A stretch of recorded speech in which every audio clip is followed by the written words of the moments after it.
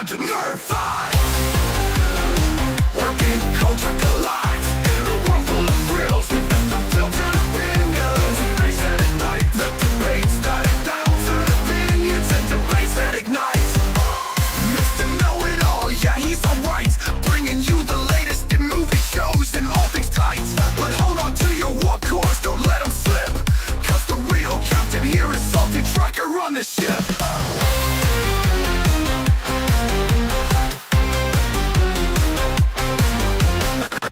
Navigating the cosmos, pop culture's delight.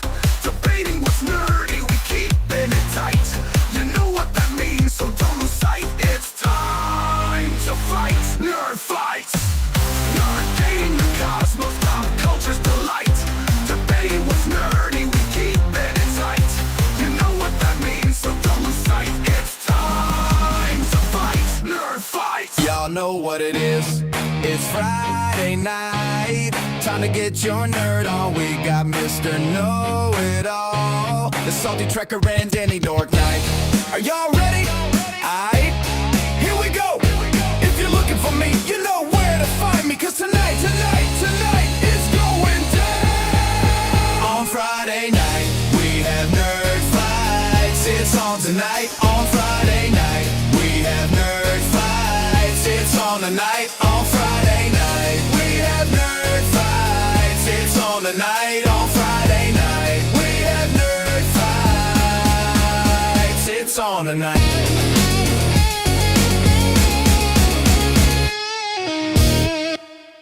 What's up, everybody? Welcome to Nerd Fights. I'm your host, Mr. Know-It-All. Joining me, of course, is the captain of this starship, SaltyTrekker. Hello, sir.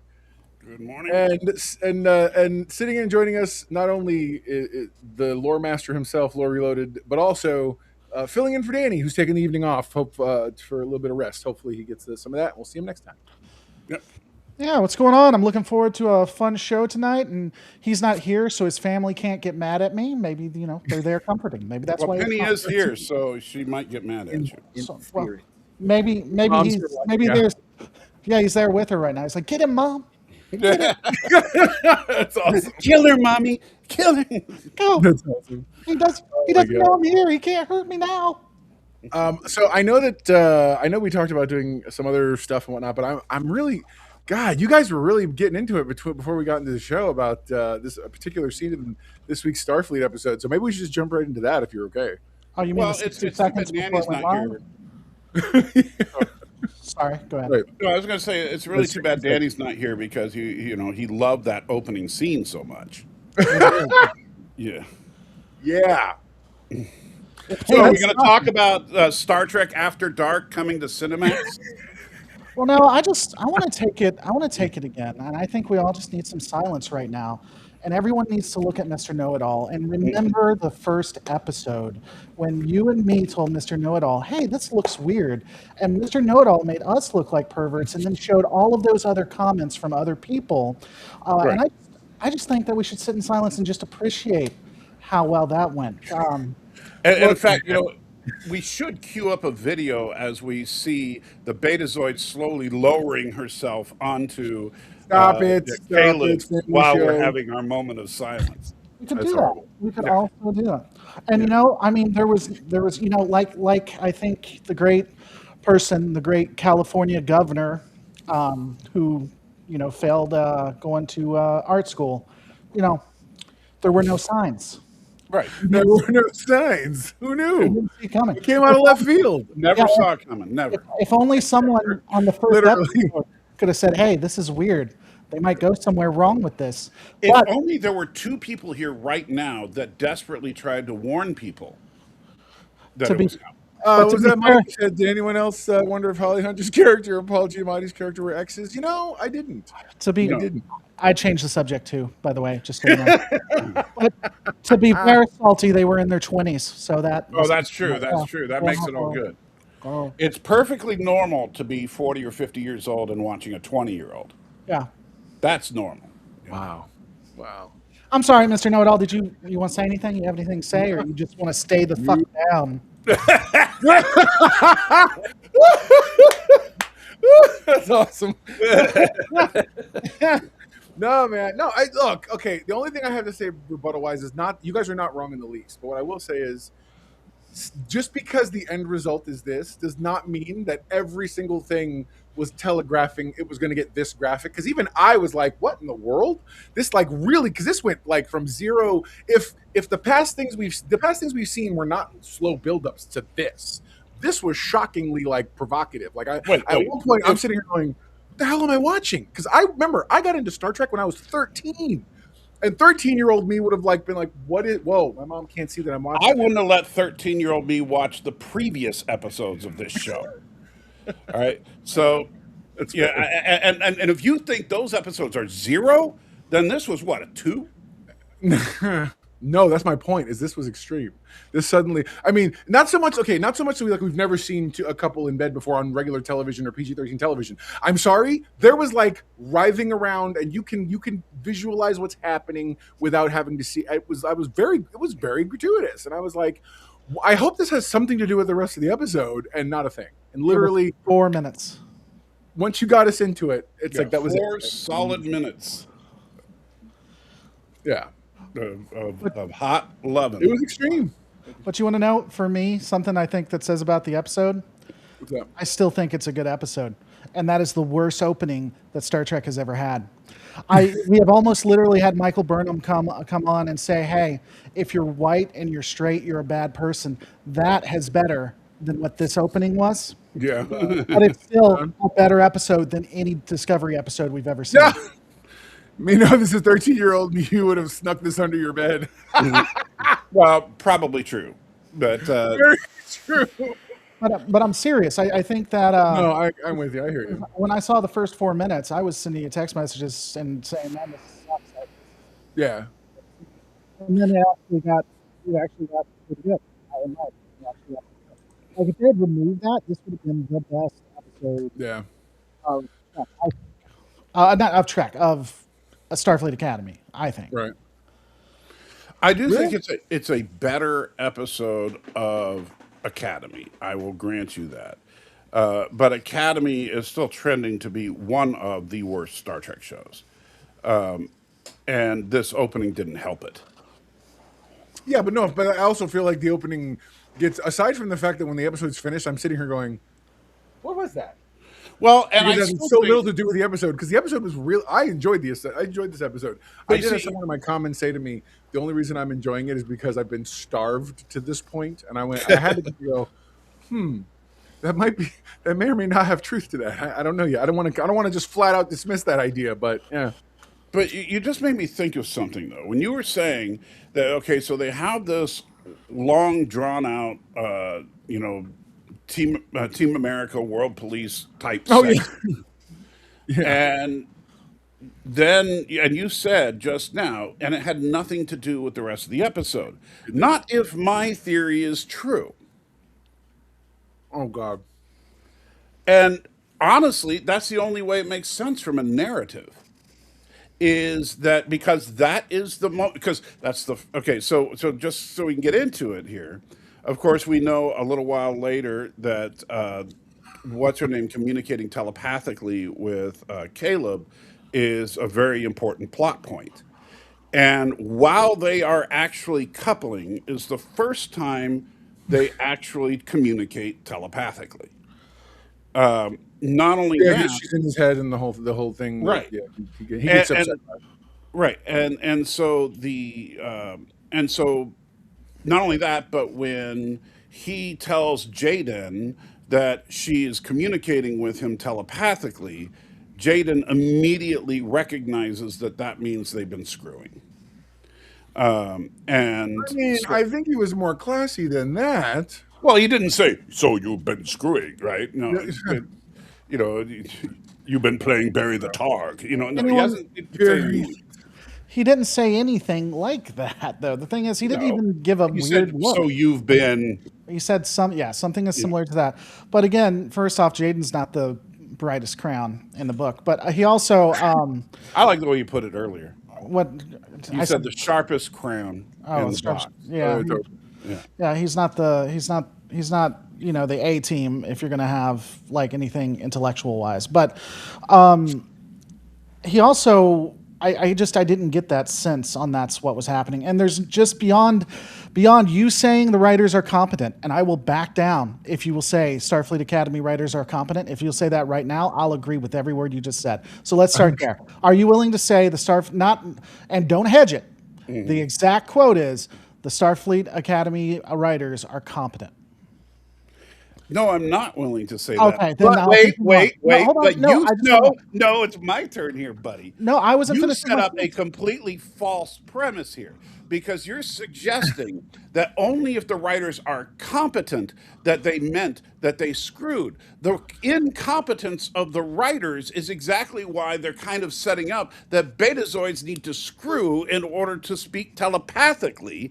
And and I'm sorry. I mean, if anybody who's seen that scene, yeah, they did. He didn't explicitly say, but we knew exactly what was going on because he said, "So you've been," and then he kind of pauses, and the other guy's like, "Yeah, and this is how I wanted to tell you about it." Can't not say. You know what? Let's have this conversation then. I think they were just being consistent in canon because, as you know, Deanna Troi and Riker, the first time we meet Deanna Troi and Riker, they were able to communicate. Now, not only had they done the nasty, but the way she was talking to him was completely inappropriate. Can you still hear me? I'm still in your thoughts, yada, yada, yada. So you know what? I just think they're being consistent with canon. I think that's what it's doing with what happened. So does And yes, I'm going to go ahead and eat it. I think that this also insinuates, because we also see Luoxana and Troy talk to each other. you think that they're Incest confirmed for Beta Z families. Confirmed. I'm going to eat that. I'm going to eat that one too. So there we go. Consistency. Go ahead. Your turn. Mike. Go ahead, Salty, please. You have the floor. You have the floor. Go ahead. Well, why not? That's so. According to lore, all betazoids just like get together and have. I'm going to do a video on it. Wednesday night, babies. Sunday I got a sponsorship.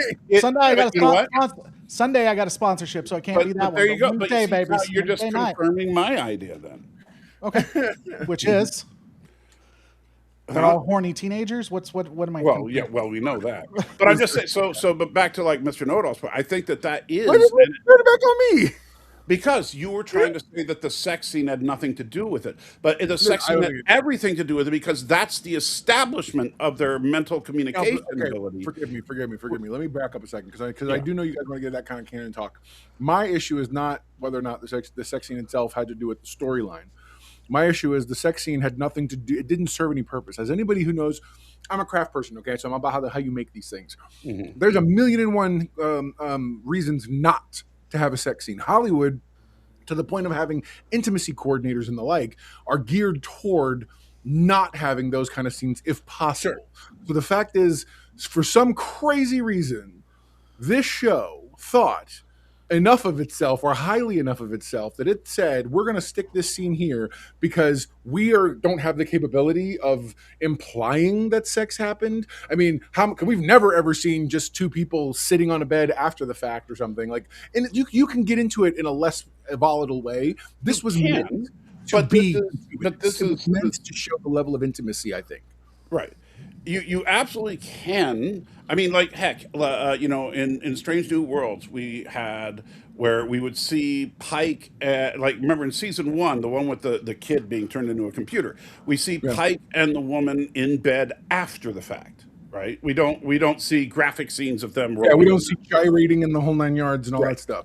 And same thing with in the various scenes with Pike and Captain Patel is that they imply several times that they've done it, but they never show it. I agree with you there. However, going back to Lore's point, these writers are not competent. And so they don't know how to do subtle. However, at the same time, because of their gross idiocy, they assume that we're all going to get that the reason that they're speaking telepathically is because they had sex earlier, even though there's no connective tissue there, other than us kind of strain our brains to figure out what's the point of all this. I mean, that's fair. it's just shorthand. So it's just shorthand for the payoff. It's supposed to be the build up for the payoff where she sacrifices herself. Right. It's shorthand for the payoff. Right. You don't need 4 minutes of sex scene to do that. You also don't need a sex scene to do that. But we could have used some more of their relationship building to do that. and they did some of the relationship building in the previous episodes. They should have just done all of that in the previous episodes. Take 60 seconds of every episode and put some kind of like character or relationship building in there. Right. No, And even then you get there's your 4 minutes right there. Just put it in. Would have been easy. I don't know. I liked it overall though. See, that's the thing. It turned me around, but the first 4 minutes were just off. See, I'm mixed on it. Like I said, I think it was good for Academy, but I think that there's still some things that are really bugging me. Now, I was talking to Mr. Know-It-All about how would I rewrite this episode. And I think I came up with a way to make this episode an absolute banger of an episode, but it would have taken balls the size of Manhattan to do it. And that is that number one. Now, I think we probably all agree the best scene in the entire episode was Paul Giamatti and Holly Hunter and their little cat and mouse game when they were having that conversation. I thought so. I thought they were electric. I mean, Right. seriously, That was a great. They have good chemistry together. They're both seasoned actors. I think that they're really solid. So you may have noticed, and is that while they were having their conversation, Holly Hunter mentions that Caleb was on the ship, and it gave him very, very brief pause. Now they did nothing with it, and that's I think the biggest lost opportunity of the episode right there is that we should have established because this episode, unfortunately, Barack Obama or whatever his name is, I can never. What? How do you say it? Barack. Braca. I don't even know who you're talking about. Oh, you're talking about the main villain? Paul Giamatti's character. So Barack said he in the opening episode of the season. I got the feeling maybe I was reading too deep into it. You guys tell me, but I got the feeling that he was not just a mustache twirling villain. I got the idea that he genuinely despised the fact that Starfleet and the Federation seemed to stop caring about all the starving people, and that he was going to try to make things better. But he also had to finance his little operation, so he needed to make a profit doing it. And so I got the feeling that he was not just a two-dimensional villain in that episode. I feel However, what I've gotten, just to answer that piece right there, just Yeah. that small piece, and then you can continue. I feel like he's more somebody who sees opportunity in doing those things, because he describes two instances where he's helping people, and both of them have to do with the fact that he can ultimately make a profit. Now, so he's not exactly ripping people off. He wants to keep the business going, but at the same time, I don't necessarily know if he's super, I'm Mr. Benevolent over here, like I'm trying to help people Robin Hood style. I think he may play up to that, but I get the feeling more that he just sees opportunities and goes, okay, cool. Now I can insinuate myself, help the locals, and maybe make some money at the same time. I don't necessarily know that it's as, altruistic as you're making it out to be. well, I'm not saying that he's like Mr. Philanthropic Wonder Bunny or something. I'm just saying that I think that I got the feeling he genuinely cared about Caleb. He genuinely cared about Caleb's mom. He did. Notice he was fighting to have. He. I don't think he wanted them to go away. Now, then when they started dragging her off, and he started going into full crazy mode, and I think that he was more interesting there because you weren't 100% sure what was going on in that head. This is so interesting to me because usually you and me are on opposite sides of this because you like black and white. You like the Star Wars light side, dark side type thing. I like more shades of gray. But I'll be honest with you. I like Braca just being, because of especially how short it is, him just being evil. He's just a bad guy. I never got the sense that he liked Caleb.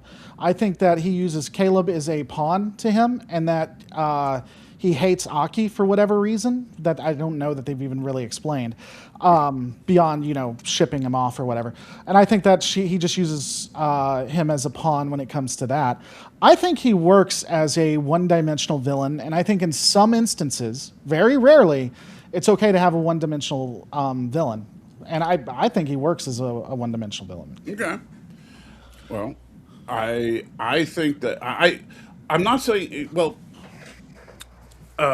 Again, I think that like one of the problems with this series so far is this is only the second time he's shown up, Right.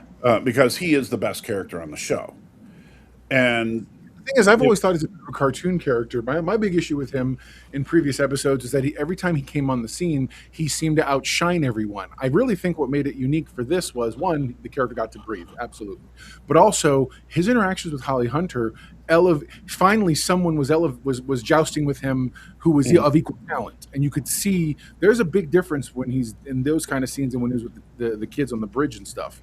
Right. So it's a very different, since like he and a lot of that has to do with as actors what they get from one another in those circumstances. And he doesn't get much from the kids who are all like, oh my god, Paul Giamatti's acting in front of me.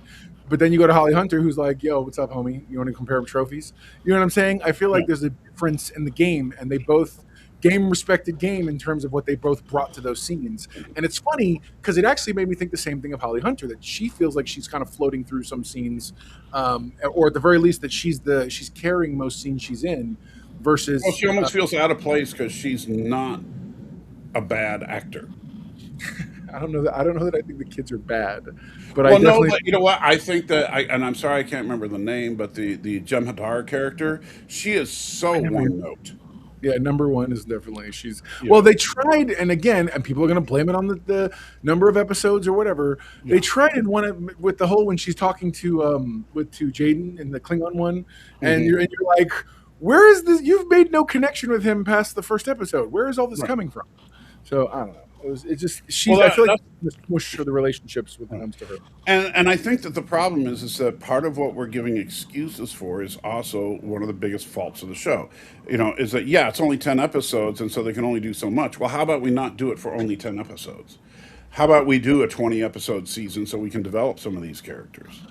Or if you only do a lot smaller cast. Yeah, that's what I'm saying. If you only do 10 episodes, then have a specific plot, because you're only going to be able to do one. In 10 episodes, you're only going to be able to do one. And then, I would scale it down by about 2 or 3 people. Which brings me to my other idea for this episode. Bro, listen, you do have to hear this. This is pretty good. What if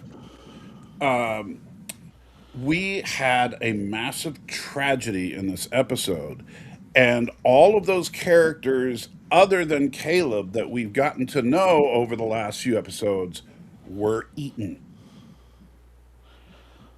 Well, I thought I was surprised. I thought they actually were going to kill off the hologram girl. Yeah. I was surprised that they were willing to do that when I thought that was going to happen. But But you think about it, if they killed off, like if the alien, the what are they called, the something The Furies. if the Furies had actually succeeded and eaten Genesis and Jaden, and they killed the hologram, Keep and going after the slutty one. well, no, it has nothing to do. I'm just saying that these are the characters that we've been spending a little bit of time with. And Right. it would be such a shock to the system to say, oh, we thought these were going to be the guys that we're going to follow through the whole series, and now they're all gone. And now it becomes a show about Holly Hunter and her adopted son dealing with, their Wolf 359 or their, or whatever you want to call it, where all of a sudden all those classmates are gone, not to mention the not Voyager gets destroyed, even though they didn't destroy it, but they should have. And so there was this huge price to be paid in this episode to set up for a 3-episode arc for the finale. And I think that could have been really good. And it could have built up some stakes, and it could have gotten us invested at least into the characters that were left. So I feel like we're early. Go ahead. I'm sorry. Go ahead. you feel what? Feel what's early? I think we're a little early for that kind. I feel like an existential crisis for whether the academy should or shouldn't exist, will it close, won't it close, should happen. But that's a season 2, season 3 type of development. I think in the very beginning, you kind of have to solidify what this is to earn some sort of a sacrifice like But that. I don't think we have solidified what it is. I think we just don't like what it is, but I think it's No, absolutely this opening solidified what the show wants to be. So what? It's a bunch of horny teenagers. So we're But yes, it's just college. they're in their 20s, sir. They're in their 20s. Mr. Know-It-All, we apologize to you personally. Me and Salty would like to apologize that we said they were teenagers and we're 19, but 365 days have passed. So please, Mr. Know-It-All, please forgive us, sir. So, we are saying, what's funny is this isn't a bad episode and we're going all in on it. It's interesting to me because, again, I liked the standoff between Aki and Barack Obama, whoever. Yeah, Barack, I love that. That scene was brilliant. What I think was awesome is my personal interpretation is that he very lightly or never actually got to her, that she was playing him the whole time so that he would slip up and she could find stuff. The fact that she's smarter than I think it gave her some depth and made her look smarter because when they thought everything was going to plan, she's like, "This is too clean. This is too clean for." Braca, I'm not going to remember his name now. It's always going to be Barack because he said that. She said it's this is too clean. Nothing's going to happen.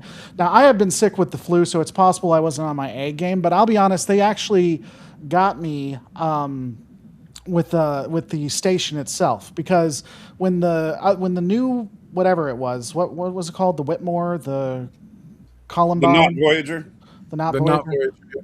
Okay, was that the name of it? Voyager? Was that the No, actual- but it was an Intrepid class. So. Oh, okay, gotcha. Okay, but anyway, so when they called that ship, I did kind of guess they got that ship there so that they could get that ship. That was the goal. So the fact that they went after the space station caught me off guard. Yeah. Because as soon as they fired on it, I'm like, they're going to take that ship. That's what they're going for. They made it look like it blew up. Like they literally made the. You know what I thought it- love? And this happens a lot in Star Trek because the CGI department and the writing department don't talk to each other a lot. Right. She's like, what did she say? She's The ship's been disabled. no. She said, begin evasive maneuvers. Then it switches to the ship that doesn't fucking move. Right.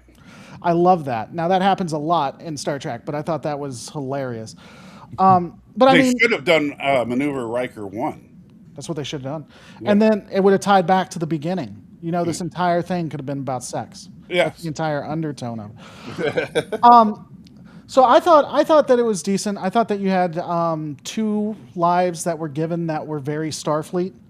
I actually really liked, and I don't know if we saw that character before. I didn't recognize him, but their teacher. There were 2 times that he actually really impressed me. The first one was when they were walking and getting set up. This was before the trap happened or whatever, and Caleb was just smack talking Starfleet and talking down about all of it and stuff. He actually didn't say anything or comment on it. I don't know how that would act in the military, but I think it gave him a soft strength that he just let the dude talk because he wasn't giving it any credibility or anything like that. Right. And then obviously, then when he gave his life for him, and I liked what you did in your video because you talked about this. It wasn't anything cliche. It was just him giving him his life for him. It wasn't any kind of grandstand or cliche thing we usually see in Star Trek. And then when the Vulcan dude, when he gave his life for Starfleet, I thought that was good. The only thing I would have liked to see, and I think you and me talked about it, because it would have made it more powerful, at least for me, is I think it would have been good if dude had given his life, and then right when he put the comic book on, Caleb could have said, would have been talking to the Romulan chick. I forget her name, but you guys knew who I'm talking about, right? That Romulan chick. Was she there? I don't remember. She wasn't there, but you know who I'm talking about, right? Yeah. The Romulan Klingon hybrid. Yeah, whoever she was. So he could have been talking to her, and he's like, he never even liked me. I can't believe he gave his life for me because he didn't like me. And then the Romulan chick could have been like, you know what? He didn't like you. He still didn't. He died not liking you. But he was You know War what? College. But he was War College, and he's Starfleet, and you give your life regardless of whether you like somebody. But I think what would have been more powerful is if she was the one that sacrificed. That she sacrificed herself because she actively disliked them. I mean, she was flipping them off and all that crap, and now she's willing to. And then you could have the Vulcan dude who acts like a Vulcan when he says, I can't believe she did that. I didn't think she even liked me. And a Vulcan would just say that she didn't. She didn't like you. She did her duty. Yeah, see, And, that would have made it better. That's even a better thing. Yeah. And what I think it would have been cliche. This would have been Star Trek cliche. But instead of dude taking it for Caleb, you have her there with the hologram chick. What's her name? Barry Murr? Sam. Sam. There it is. Sam. Sam still gets clipped. One of them go for Sam, and she's the one that engages, like in hand to hand with the dude that goes for Sam, and ultimately gets killed. There's a whole lot you could have done with that. You could have built, and then like you said, because I think your idea is better. You have the Vulcan actually say that, like Sam's like, I can't believe she gave her life or whatever, and I didn't think she liked me, and he's like, yeah, she didn't. You're right. Yeah. You're absolutely right. Stop writing more powerful shows. Yeah. Well, and the thing is that, granted, that's a tweak. What they did was good, but I think what we're talking about would have been a lot better. But I'm glad that we can at least say it was good. Yes, those aspects. So even if the whole episode didn't work for me, I thought that there were elements of it, and that being one of them. The sacrifice was a good part, but I think it was unfortunately just they lack, kind of like when you talk about before in your reviews over and over, they kind of lack follow through on just about everything they do, and so they should have stewed on that. Yeah, we'll see, and I hope they do next week. It's funny because some people want episodic Star Trek, but at the same time, I'm engaged with the story they just told. So I'm like, can we live here for a minute? Like, can we see the fallout from that? Can we see who's traumatized, who's upset, whatever? Because the thing is, I'm still trying to figure out whether Ake feels bad about it genuinely, or if she's that like removed from things because of how old she is, that she's kind of like that. I'm telling you right now, the lore dump about Lanthanites really was like eye opening for me. It made me see the character from Strange New Worlds differently. It made me see Ake differently. It's like, oh my god, that makes a lot of sense. It's not just you like old stuff. There's really possibility that you start going a little bit crazy because you're trying to figure out how to get past the trauma loop of immortality. Like, I'm like, oh my, it was very interesting. That was one of those really moments where I was like, okay, this is fun. I don't know what experienced writer helped you with this, but it's good. It still bugs me though that we have Lampanites and they're not Elorians. Understood. I mean, we have two races that look exactly human and live forever. Right on. I mean, that's every original series villain and creature of the week like ever, if we're being honest. Well, yeah, but the original series, to be fair, They had no money or technology. they didn't have even like their makeup technology was primitive by today's standards. That's what I'm saying. They didn't have, but They what's spray funny, painted people different colors. That's all they could do. It's for real. For real. and it's not even the color that shows up on the screen. That's what's Yeah. So I think what was interesting too, and it's a nitpick, but I think it's kind of funny. The computer, I think it was interesting, and I think it's what a Starfleet computer would do, which is to section itself off to try to preserve itself or its crew or whatever, which is a smart idea. I think that if you had a computer that has an advanced AI like that it would do that. But the fact that it takes a comic book and it reads the comic book, and then it's like, you know what? I'm going to take this random comic book's word for it. All my crew are dead. You're the new guys. I think that doesn't make any sense. And if you were going to tell me, well, they accept it's new guys because they knew it's Starfleet, it should still protect it because you got Starfleet sitting right there, right? Even if it's not the crew, Starfleet's being attacked. It's a nitpick. I wouldn't attack it a lot. I'm just saying that didn't make a ton of sense to me. I would agree with you if it was not for the show Prodigy. Okay, well, I don't watch 3-year-old Cartoons. cartoons. So. Well, because I watch Inuyasha and Spy X Family. So get on my level, okay, if you could. Fair enough. I'm just saying that on Prodigy, that was one of my big gripes in the first couple of episodes because they have this super advanced prototype ship. They get on it. There's an AI that's controlling the ship. It's a hologram of Janeway, and she's like, "You aren't my students," and yet they convince her that they're the new guys, and she goes along with it and gives them full access to everything, including weapons, in the first episode. Right. So yeah, I mean, I would agree. I do agree with you, but I'm just saying this is not the first time that Star Trek has gone that level of So, stupid. but that is actually lore canon, because if you've ever watched Voyager, you know the one thing Janeway doesn't care about is the safety of anybody That's in true. her general direction. That is true. So as long as she can justify it to Starfleet and still get Admiralty, she would be able to. She would be for it. So I'm pretty sure that this was a deep core mechanic of the AI because it could just justify it of the massive amount of damage that should have happened. Because I was joking. I didn't really watch Prodigy, but I did see episodes here and there.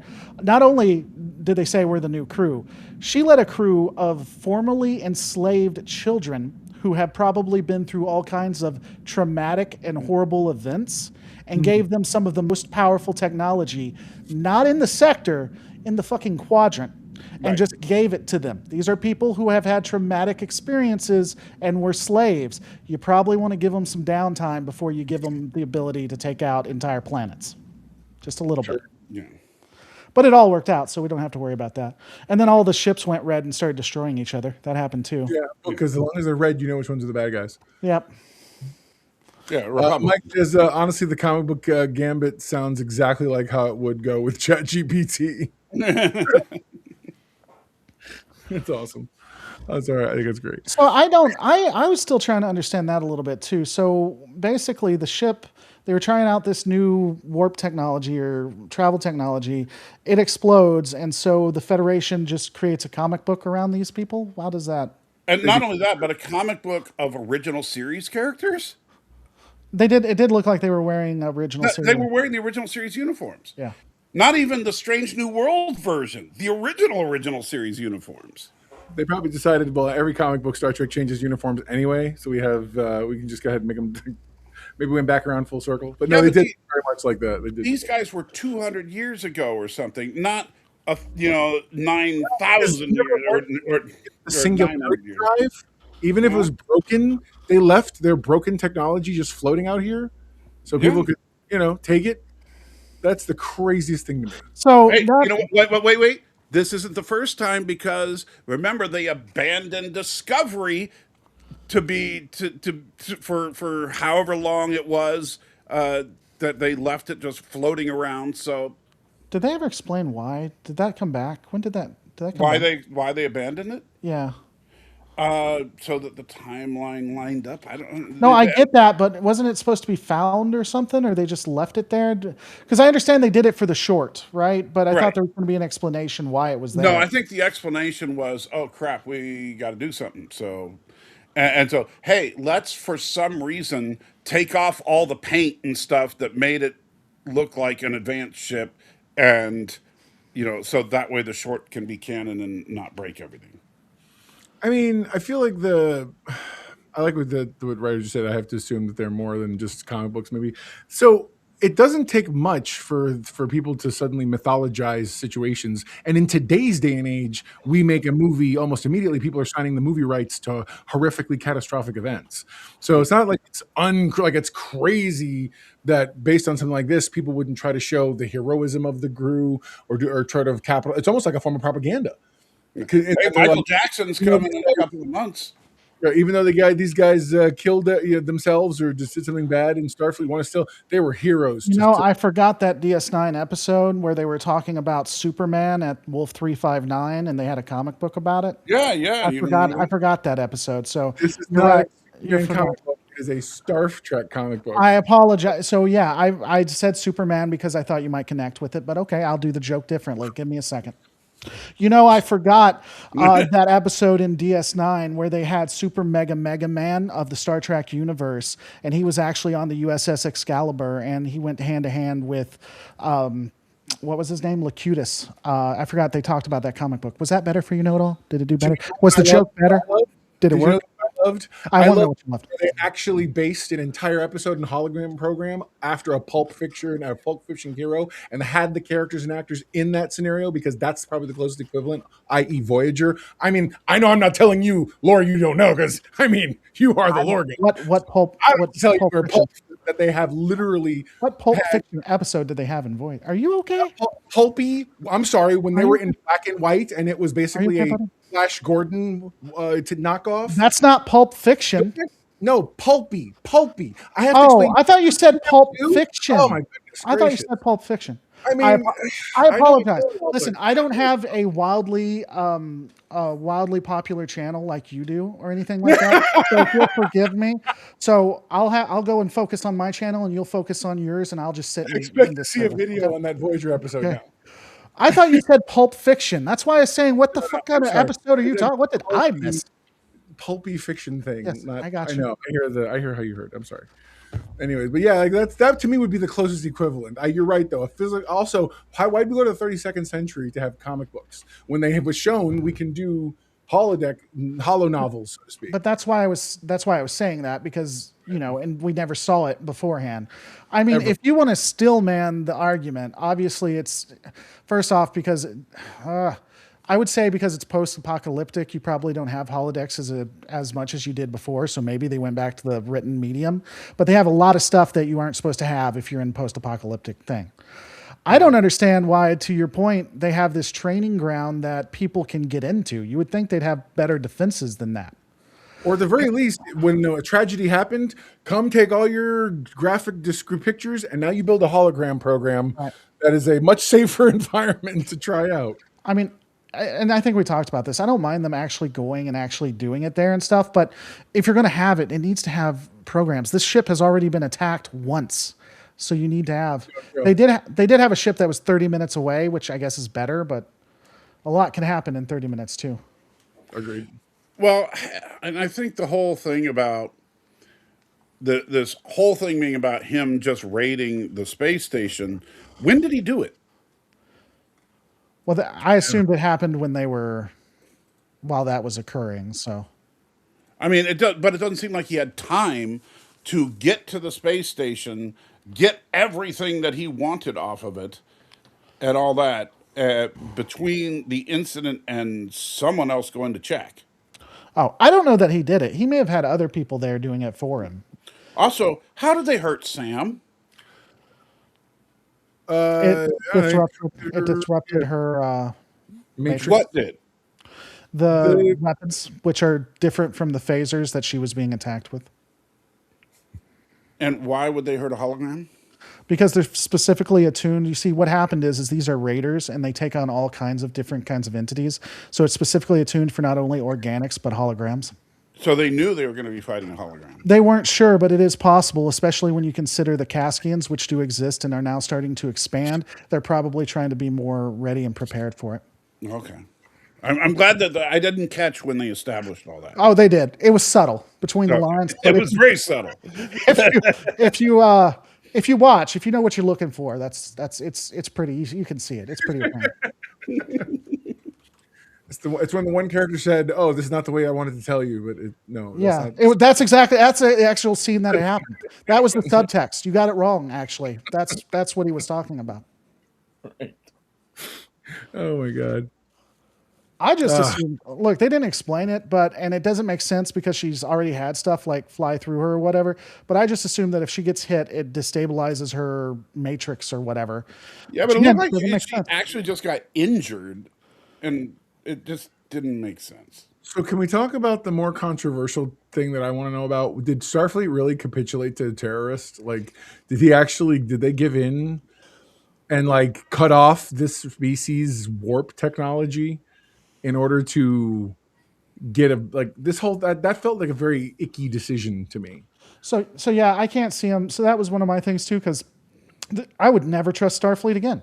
If I was a Starfleet member and I just saw them cut off somebody for a terrorist activity, No, I wouldn't have done that. Plus, I think Admiral Vance, I think is his name. It really goes against his character, in my opinion, because he comes off as a guy that if they said you need to cut off all this warp technology or the stylithium to this one planet, he would have said F off. I'm going to send 30 Starfleet officers on there. Some people are going to die, but guess who's going to die with them? We die together, good friend. You can work with me and ask for something reasonable, and I might help you, or I'll bring every Starfleet ship I have within an hour, and we'll get our people back. Yeah. Yeah, the whole thing about, so you want us to cut off dilithium to an entire sector. Yeah, okay, we'll talk to the president about that. What? So when he said that, I thought he was just trying to buy time because I could see him That's saying, what I "Yeah, thought too. that's because that'd be like, you know what? Yeah, that seems like a reasonable thing." And then while he's doing that, again, I'd be calling the nearest 6 Yeah, ships. but You know, there. even if that was his ploy, that he's just trying to, buy time and everything, Barack would believe that? I mean, I guess he did. It worked out for him. Yeah, but it worked out because the writers. Someone said, and I'm not sure who it was, but someone said that they were talking about getting him after the fact anyway. So were they even going to honor it? Maybe someone said that. I don't know if I missed that. I think I said when she let when he got left on a shuttle, Aki says she wants to track him down. So I think she actually said Yeah, so we can why don't we just get him? Yeah, we can get him later. And then they were also tracking the comms channel, that's when I bumped into something, because that's when I think the writing bumped into itself in terms of kind of tipping its hand on what was going to happen. Because I was like, that's weird. Why is she monitoring comms for them? What's going on?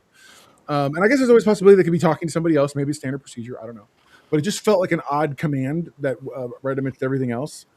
And then later on you find out, oh no, here they got an encrypted message, and it was that message that they said, the betrayal. I don't know. I think it would have been. I would think it would have been much stronger if he came and asked that, because I could see him at least asking that, and then Admiral Vance would have laughed in his face and said no. So, and then what I said. Here's what we can do. You're wanted right now for crimes you did. No one's technically died yet though, so we'll go ahead and we'll just waive that. Okay, that's a freebie. You're not welcome in Federation space. We're not going to actively hunt you. That works out. You can decline that. I'm going to arrest you because you're on this ship, because I really don't care about honor, what you think my honor is. And then I'm going to send 30 people over onto that ship, and I'm going to kill everything that isn't Starfleet. And hopefully we'll have Starfleet people there, but a lot of people are going to die one way or the other. So that can be what's going to happen. And that seems like a Vance thing, though. He did shit like that in Discovery. Yeah, he didn't play around. More badass. He didn't play around in Discovery, but he does here for some reason, and I don't understand that. Right. All of a sudden, Vance has gotten soft. And the argument could be made, well, the show doesn't seem to be respecting its own canon, and I guess, whatever. No, you see, it does, and this is how we know it does, because at the first they have a sex scene, and then they're able to talk to each other, which is a direct connection and canon to Betazoids who always have to have sex, and that's the only way they can talk to each other, which again, I'd heard this. Incest. Yes, it's actually, it's not heard, it's a fact. This is lore for Star Trek. What video can I find on yours? It'll be Wednesday. Don't you worry about that one. So then let me ask you, are you going to have an explanation for how Lwaxana was able to read Picard's thoughts? Oh, they can read thoughts. That's fine. It's talking. It's the specific one. So they can detect the thoughts of others. They just can't project unless they've had sex. Yeah, it'd be like having that back and forth. Yeah, and it's a physical touch. It's not, you can't just have heavy petting or anything like that. Yeah. You got to have skin on skin. Okay? It's physical touch. There's a reason why weddings have no clothing in Betazoid. That's exactly That's actually why, yeah, because everybody at the wedding can then communicate after. You're just writing the lore for me. Because they leave out that part because back then TV was a little more tasteful, right? But the wedding actually ends with a gigantic orgy. Yeah. Oh, jeez. That's why it's known as the scissoring. I hate you so much. Oh my god. Thank God this is not my channel anymore, so we're good. Oh, where are those thongs that Danny was selling? Yeah, now it's like, sell them up now, we're good. So, I had something that was actually I was going to talk about, but it's gone now. It was actually legitimate. Yeah, but it's gone now. I don't know. You remember the episode or something? Yeah, no, it was from the episode. They did well. Speaking of that, I know we joke around, but there was a point that was kind of confusing to me because the brother of the there it is. That's what it is. So the two things. So the brother of the sister, who like telepathically whatever talked. Betazoid brother. Yeah, he was like, we can only sense people, whereas she can like read their minds. That's kind of a Right. break. That's a break in canon. I don't know why. Yeah. Unless he was just using shorthand, which is giving gotta- them more credit. But have yeah, to- that's the only way.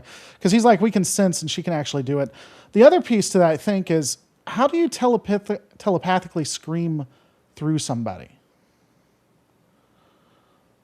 Did you guys notice that? Because Same way you physically hurt a hologram. No, but no, but I think okay. I think that what happened honestly is that she can at least realize she's done one unleash on him. He's the thing that she connects to, so he's not actually there. Like she's screaming at all the rest of their minds. He was just there metaphorically in her face, like visually, because you notice they weren't in front of her either. She was just doing that move in general, and then outside of her is where it was happening. Yeah, but Like in their mindscape, you didn't see the bad guys either. So he's there metaphorically. He's there because she's talking to him. He's not in the line of fire because he's not. They're not. no, actually, what I'm saying is, how does that happen? So if I telepathically talk to you and I scream to a level that will destroy people's eardrums, how does that travel telepathically to you and then to them? He doesn't have the ability to telepathically blow out somebody's brain, right? She does. But somehow she transfers that to him and then uses him to do it. Well, I think that actually this comment inadvertently may answer that because she's actually possessed by the Phoenix Force. I hate you. Shut up. I hate you so much.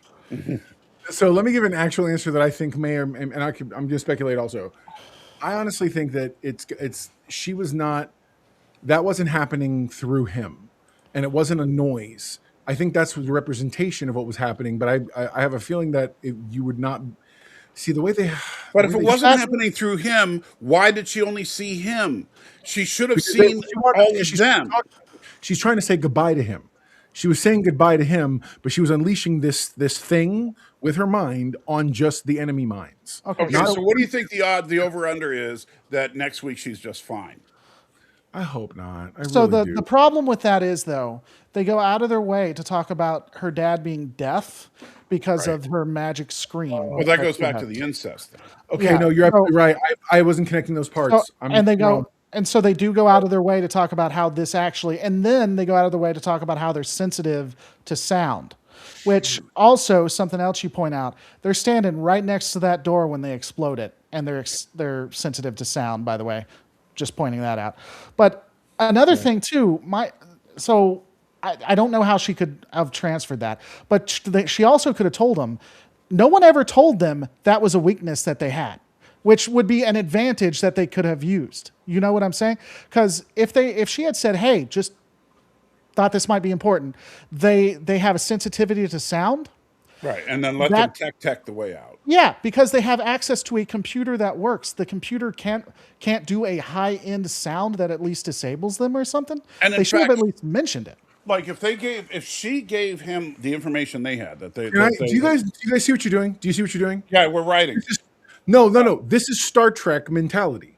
This is what the characters. This is why we compare the show constantly, is because we know smarter characters in the past that. Sure, out in real world there was time constraints and all kinds of censorship and nonsense, whatever else.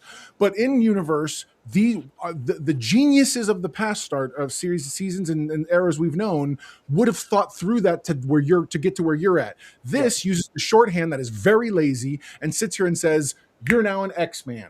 Go do something super powered." You're right. It's sloppy because they don't tell us how he's able to project it through him and not die or get affected by it. And it's foolish to sit here and see that it does those pieces And fall apart. they could still get to where they were going to, because all they have to do is they have both of these option A and option B, and what you do is you take out the 3 minutes of the 4 minute sex scene. They do option A and option B, and they both fail. Both Yeah. of them fail. And then you have the chick, and then they can't do communications. Communications are shut down. And then the chick's like, the only way that I can save them is to communicate. So she rips that thing out, tells them, hey, they have a sensitivity to sound. We still got where we wanted to go. Right. And then they bust through the door before they get the super tech thing to take them out. So you still kill off whoever the hell you want to kill off, and they activate it just in time. Which we've seen that kind of a culmination happen many, many times. That's nothing would have felt more Star Trek, in my opinion, than that kind of ending. Right. Well, no, nothing feels more Star Trek than to open up an episode with a 4-minute sex scene. Which was really good. I Yeah. really appreciate it. Yeah, because we got to see 20-year-olds having sex, because that's how we know it's the 32nd century. If it was 19-year-olds or if there was a blue backdrop, that would have been too far. Thank God they didn't do that. Word. That's real. Yeah, man. What else? I think I think overall, I'm interested to see if all we get at the end of this is the same. Those endings felt like they were an attempt to try to gloss over any kind of stuff going on, and I hope they don't do that. I hope next episode people are dour and taking things seriously, and it's, I don't know, because I think it would undermine this entire episode if they did that. I mean, this felt like sorry not to interrupt, but this felt like a setup for the last two episodes. So yeah, a reset would be unfortunate. But I mean, what are the odds? What do you think? I mean, do you think that Go back to that, huh? do you think that we're actually going to see that Sam is still injured, or that not Troy is in a coma still next week? Not Troy. I feel like you have to have the moment where Caleb is sitting at her bedside, almost in tears, and he touches her, and somehow that's the moment that wakes her up. And that'll be the first shot of the episode, and then she'll be fine. And in the background, Sam will be reassembling herself. no, I'm saying in the background you have Jaden and the other dude who are just making out. Oh yeah, of course. Because he's consoling her. You'll hear a zipper, and then the other dude go, "Wow, you guys do have two." Really? That's horrible. You really do have two. It's like, I thought you were supposed to have two, is what it says. Oh, there you go. Okay. See? This is cinema. This is what we're writing. Or we could have Jaden going, "Oh, so you only have one?" And then he can look confused and then ask and be like, now can we talk in each other's heads? You see, you tie it all back together. Bring it all back together. It's I don't know where to put the other one. It's a circle. It rhymes. Yeah. So yeah, there you go. I think that ChatGPT Grok, we could make a video of all this, and that would be awesome. So what do we? When's Strange New Worlds coming back? I thought it was coming back. I thought it was done. I thought that was 2 more seasons. Well, technically, like 1.5. Yeah. Because the 5th season, for some reason, is only a half a season. Wow, I thought they already had their final season or something. No, they've done 3. Season 4 comes out this year, and then season 5 sometime in the future. But season 5, they said, is only a half a season. Yeah, it's like 6 episodes or 5 episodes. Why? Did they say why? They didn't. I don't think they said. It's because they're. You know why? They're going to hand it off and they're going to hand it off and give the last 5 to the new show. That would be nice, but I don't. With Kirk, shut up. Okay, it would depend on Skydance approving it. Man, I want that so bad. So bad. Just keep it Strange New Worlds and change the captain. I'm with you. That would be dope. Easy. And it's not like the first time that we've seen new people take charge of things. It's like, come on. Okay, maybe in Star Trek it is. Yeah. I don't know. We can't do it different. Then people like Danny would get upset. He wouldn't be able to cry. He couldn't. Yeah. Danny's got to be able to cry at least twice per episode. Yeah, I was so sad to hear Danny wasn't on here because I wanted to see why he liked it, because it would not have been similar to why we liked it, and then I could have had fun with that, and then felt bad about it because he would have. I think so. Let's say moments that Danny likely cried. He absolutely cried when the Vulcan died. Right. Yeah, I think so too. Okay, yeah, that's 100%. He probably cried when Sam was injured. They're like, no, oh my God, Sam. Yeah. He Oh, cried should when be- the comic book, when they put the comic book on him. I bet that was when To he. be fair, I got a little tear jerky at the comic book thing. For some reason, Star Trek funerals do it for me. I'm always like, because it always And reminds me of. then he might have cried during the sex scene. Because it's something he wanted to experience that he hasn't Yeah. gotten there yet. So that's Yeah. just like, one day that'll be No, me. he was thinking One about day. he was thinking about his daughter. Remember that was. Oh, oh boy. Oh, buddy. Buddy. Power Ranger Donnie says, I love the first 2 seasons of Strange New Worlds, to be honest, yet it's the third season was a missed opportunity for me overall. I am one of the few people that's still a Strange New Worlds defender, and I've enjoyed the show. I know it's not. Is it perfect? No, but no Star Trek series is. I think And- because it dresses itself in in the era that you love the most, you are very forgiving. Because I- by the way, well, I love I- it too. Yeah, But but I will don't- say it feels very much more Star Trek. It has Star Trek DNA in its. It feels like a modernization of Trek. You have the Enterprise there, and they have Ahura, and Hello, yellow. They have yellow shirts. Yeah, and, see? blue shirt. No, but And- think about it, Laura. and- The- and, They have you a know, guy with an accent now in the engineering. Do you know you have Scotty, and he's still thin. There's, But the set design and stuff feels like a modernization of classic Trek, whereas this, well, it feels like just Discovery 2.0 as far as the design. Do you like the Yes, fact no. that they have drones everywhere that can fix everything? Do you like that modernization? In the, No, I don't particularly care for that detail. Oh, I'm sorry. Okay, I thought. like- that's just. I didn't say I think everything about the show is Okay, wonderful. I was just curious about that. I don't mind the little B robot guys. Well, you don't like them? How come? Well, now of course they're enrolled in Starfleet Academy, so The thing is, did you guys learn from the Mars revolt not to have artificial intelligence like? Well, they slaves? reversed that at the end in Picard. Oh yeah. So Picard is a robot now. So no, his body got turned back to a human too. no, he didn't. Yeah, it did. Did he? did. What? How, when did, What, when did Q do that? I think it was Q. I know it got turned. Hold on. I forgot. That. I know he's supposed to continue aging, which I was like, that's a worthless use of this Yeah. technology. I'm pretty sure. I I feel didn't like he think got that turned back into you. I think Q did it at the Fed. I might be wrong, but I could have sworn he got turned back into a human. Anyway, I think I don't know. Q- I don't watch Q it all used that his much. powers to shrink his prostate or something. I don't know. Wow. It always comes back to that region with you. What's going on? It's just because there's has nothing to worry more about it? Star Trek than lots of focusing on groins.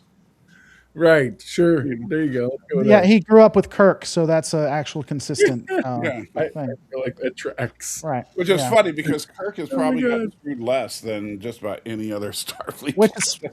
Which is why I was surprised you like Strange New Worlds, because women actually have rights and actual roles in the. Yeah, I know it's terrible. That's what I thought. See, that's where I figured you. I figured that'd be one of your main complaints when it came to It's like they don't have enough sandwich making going on. that. She doesn't even have a sandwich in her hand. Why is she there talking? And why is Pike in the kitchen all so much? This is weird. Yeah, really. Yeah. This is, This is Or you can't as Archie It's Bunker woke would track. say, you like to cook? Does your wife know you're fruity? wear. He can't wear an apron. He's a man. That's right. That can't happen. Oh, it's funny because it's true. Oh, Michael is a misogynist. yeah. He doesn't even like massages. That Like is anybody not touching him. true. Hold on. I am not a misogynist. Just women should be in I love the women's movement, especially when I'm behind it. Oh, see, why? Don't be like that. Don't. What? I support women as much as That's like the possible. joke I used to say when I used to be like, end women's suffrage. Women are suffering. We need to stop the suffering. Yes, and the suffering of making them strain themselves thinking about who to vote for, having to worry about having bank accounts. We need to end the suffering. What just happened? Thinking is difficult. Honestly, when you think about Turned it, left so honestly, fast. when they talk, like, just worry about puppies and like what Stop color it. goes with what other color. Okay. What is Listen, wrong? man and woman are meant to be complementary. I'm not saying anything Got it. wrong. Got Okay, it. that's Okay. God. It's God. Don't get mad at me. Get mad at Stop God. it. I'm out. I'm gonna stop. I have to leave. This is too much now. I can't. It's too much. You guys are killing me, man. You're killing me. What? What's wrong? Yeah. I don't know what your problem is. Listen, I just feel like agree. the show has gone off the rails a lot. Our show going off the rails? It never happened. Where's That has Danny? never happened. Where's Danny? I know.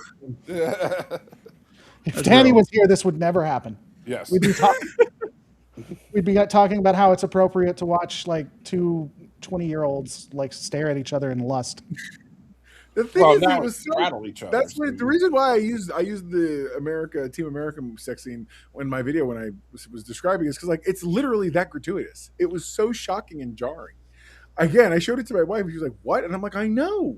And I keep coming back to the fact that I feel like Star Trek is supposed to be PG at the hardest because it's like I was a teenager when I first saw it, a kid, 13. But it's wait. To quote someone, it's YA. This is what you should expect. I'm talking about original Star Trek was not. It was way Yeah, more. but this isn't original Star Trek. This is new Star Trek. That's YA. It's made for a YA audience. So this is what you should want.